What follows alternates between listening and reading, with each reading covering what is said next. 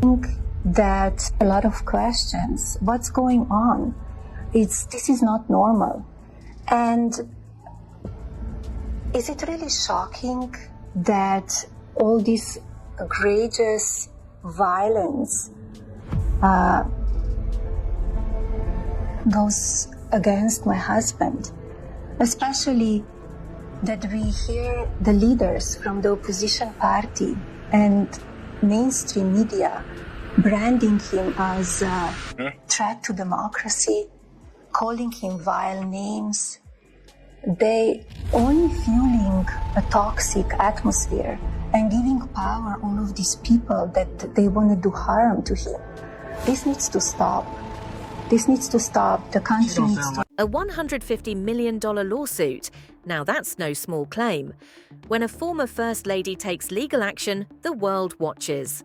And when it's aimed at a TV personality like Sunny Hostin, things escalate fast. It all began with a few sharp remarks on The View. Known for speaking her mind, Sunny Hostin didn't hold back. She made bold insinuations about Melania Trump's relationship with Donald Trump, even suggesting she might not be too fond of him, maybe even wanting him gone. Whether it was meant as a joke or not, the internet exploded. Headlines swarmed, debates sparked, and before long Melania had had enough. Melania Trump isn't one to speak often, but when she does, she makes it count. This time she's letting the courts do the talking. She's suing Sunny Hostin for defamation, claiming the comments weren't just false, but deeply damaging to her reputation. And she's not looking for a simple apology. She's demanding $150 million in damages. That price tag alone speaks volumes about how serious she is. But beyond the money, this case raises a bigger question. Can media personalities say whatever they want about public figures without facing consequences? Would you look? This is a network that still runs out fact checks to these women, like it's concerned about them staying factual. She hates Trump. She doesn't want to be near him. She doesn't want to be president again. She destroyed the Rose Garden and she hates Christmas. That is what passes for news on a network. They did a presidential debate. Where do we draw the line between free speech and defamation? And if Melania Trump wins, could this case change the way TV hosts and media outlets discuss political figures forever? This isn't just another lawsuit, it's a battle over free speech, media accountability, and personal reputation. The outcome could send shockwaves through the media industry. Melania Trump has never been one to let false claims go unchallenged. Back in 2017, she took on a media giant, the Daily Mail. The British tabloid published a sensational story alleging that before meeting Donald Trump, she had worked as an escort. The claim spread rapidly, linking her name to a scandal she insisted was entirely fabricated. But instead of simply issuing a denial, Melania fought back where it mattered most, in court. She launched a defamation lawsuit in both the US and the UK, demanding a staggering $150 million in damages.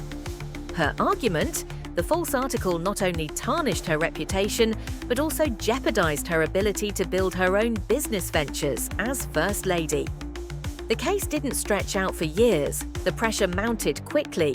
The Daily Mail retracted its claims, settled the lawsuit, and ultimately paid Melania a reported $2.9 million in damages. This legal battle was more than just a personal victory for Melania Trump. It set a precedent. As lawsuits against media outlets continue to rise, one question remains. Will this reshape the way public figures handle misinformation? Or will it set a new standard for holding media accountable? People like our show because they know that we are checked by ABC News. But we're checked by everybody. Yeah, but we went from Walter Cronkite, basically, to this guy Joe Rogan, who believes in dragons. I checked it. He believes in dragons. He believes in dragons. Did you triple source that? Yes, I did. And he also thinks that dragons, like I guess, like dinosaur type of animals, roamed the earth when people did. So this is the type of really, really bad information that's going out. They not only retracted their statements, but also issued a public apology, admitting their claims were false. That lawsuit sent a strong message. Melania Trump does not take defamation lightly. She made it clear that no matter how influential the media outlet, she would not tolerate damaging rumors. Unlike her husband, who often responded to critics directly on social media, Melania adopted a different approach: quiet, deliberate, and calculated. She rarely engaged in public disputes, choosing instead to let the legal system speak for her. Lawsuits became her weapon of choice. From the moment she stepped into the role of First Lady, Melania positioned herself as someone who demanded respect. While other political spouses relied on PR teams and media interviews to manage criticism, she took a more direct route, taking her battles to court. Whether it was the high-profile lawsuit against the Daily Mail or legal warnings issued to publishers and authors spreading rumors, her strategy remained consistent. She never argued in the press. She let her lawyers do the talking. Some saw her legal actions as a means of protecting her privacy and dignity.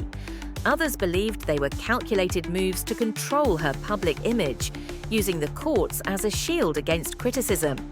Regardless of the perspective, one thing was clear. Melania Trump's legal battles set her apart from past First Ladies and shaped how the public perceived her. Melania Trump came out and said she's about as pro-choice as they come. And here was the reaction on The View. Like the wife of a dictator. She doesn't sound like the wife. She don't sound like the wife of an evil man. Yeah, she sounds like she's in a happy marriage, right? Why would she go on here and talk with Fox and go in there and spout? For years, public figures have faced relentless criticism, yet many rarely push back in court. But will this legal approach hold up against The View and Sunny Hostin? Winning a case against a tabloid is one thing, but taking on a mainstream TV personality on a nationally syndicated talk show? That's an entirely different battlefield. If Melania Trump prevails, it could set a precedent, forcing media figures to tread more carefully when discussing high-profile individuals. But if she loses, the message could be starkly different, that no matter how influential, public figures can't always control the narrative. Melania has never shied away from legal battles, but this time the stakes are higher than ever. Sunny Hostin is no stranger to controversy, but this time her words have placed her in serious legal jeopardy. During an episode of The View, she made a startling claim, one that sent shockwaves through the audience. Hostin boldly alleged that Melania Trump despises her husband and secretly wants to bring him down. This wasn't just a casual remark or an offhand joke. It was a direct accusation about the former First Lady's loyalty, fueling speculation that she was working against Donald Trump behind closed doors. The audience reacted with a mix of laughter and disbelief, but the real impact came when the clip went viral, igniting a firestorm online. But where did Hostin get this idea? She pointed to Melania's past statements, particularly her stance on personal freedoms, which at times seemed to clash with Trump's policies. Melania had openly expressed support for women's rights and even abortion access, despite Trump's unwavering opposition. Now, with a legal battle looming, one question remains. Is this a fight Melania can win, or will it redefine the boundaries of free speech in the media? In defense, there are some really good news. It's possible that Donald Trump did roam the earth when dinosaurs were here. Scream. What about this? Sunny, you have a legal note. I do have a legal note. Thank you, Whoopi. Matt Gaetz has long denied all allegations, calling the claims, quote, invented, and saying in a statement to ABC News that this false smear following a 3-year criminal investigation should be viewed with great skepticism. That DOJ... Hostin interpreted this as a deeper rift within the Trump household, suggesting that Melania was subtly signaling her disapproval. Whether she was deliberately exaggerating or truly believed what she was saying, one thing was undeniable. She had just entered dangerous territory. Melania, known more for her reserved demeanor than open confrontation, suddenly found herself at the center of a national controversy. Publicly accused of despising her own husband on live television, she was not about to let it slide. The backlash was swift. Conservative commentators blasted The View for what they called baseless speculation, dismissing it as yet another example of media bias against Republicans. Melania's supporters saw the remarks as an unjustified attack on a woman who had largely distanced herself from political mudslinging. Many pointed out that she rarely speaks about her personal life, making Hostin's claims nothing more than pure conjecture. On the other hand, some media outlets defended Hostin, arguing that public figures, especially former First Ladies, are always subject to scrutiny. They pointed to years of speculation surrounding Melania's actions, from refusing to hold Trump's hand in public to her cold, distant expressions during his speeches. According to them, Hostin had merely voiced what many had suspected all along, but this time the situation took a sharp turn into legal territory. Because I do want to get back to this point with the left and Melania Trump. Why can't she just be her own woman and have separate? And she can. And so why all that criticism? I mean, that was gross from The View. And look, The View is not the litmus test of America. We don't think that. They were afraid of that remark. That was their problem. So why did they handle it? The reaction to the show sparked heated debates surrounding the limits of free speech in mainstream media. Advocates for one side argued that talk shows should be free to challenge and criticize public figures without the looming threat of lawsuits. Meanwhile, others contended that Melania Trump had every right to protect her reputation against what she considered baseless and harmful allegations. A key issue was whether The View acted recklessly by allowing such controversial commentary to air without proper fact-checking. Unlike traditional news broadcasts, The View operates as a talk show where hosts express opinions rather than report verifiable facts. Does this justify their ability to speculate on a public figure's private life? In the wake of the controversy, ABC executives reportedly revisited their editorial guidelines and offered their hosts additional legal counsel. Some insiders suggested that moving forward, the show would be more cautious, ensuring that controversial statements were either supported by factual evidence or clearly framed as personal opinions rather than assertions of fact.